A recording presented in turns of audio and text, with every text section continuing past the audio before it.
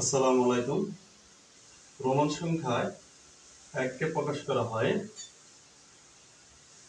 I দ্বারা, পাঁচকে প্রকাশ করা হয় ভি দ্বারা, 10কে প্রকাশ করা হয় এক্স দ্বারা, 50কে প্রকাশ করা হয় এল দ্বারা, 100কে প্রকাশ করা হয় সি দ্বারা, 500কে প্রকাশ করা হয়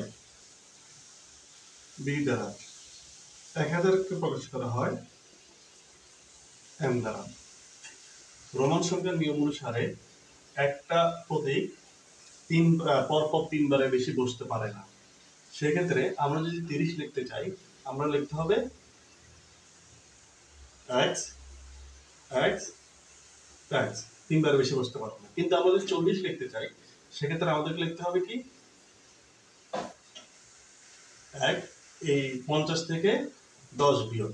রোমান সংখ্যার নিয়ম অনুসারে বাম পাশে বসলে বিয়োগ, ডান পাশে বসলে যোগ। তাহলে আমরা যদি 40 লিখতে চাই, তাহলে 50 থেকে 10 বিয়োগ করে দিলে হবে 40। বাম পাশে লিখে আমরা বিয়োগ করে দিলাম। কিন্তু আমরা যদি 50 লিখতে চাই, 60 লিখতে চাই, সেক্ষেত্রে 60। তাহলে আমরা যদি 300 লিখতে চাই, তাহলে ট্রিপল সি। আর আমরা যদি 400 লিখতে চাই, আমরা কিন্তু এভাবে লিখতে পারবো না, নিয়ম অনুসারে একটা প্রতীক পরপর তিনবারের বেশি বসতে পারে না। তাহলে আমাকে 300 কিভাবে লিখতে হবে?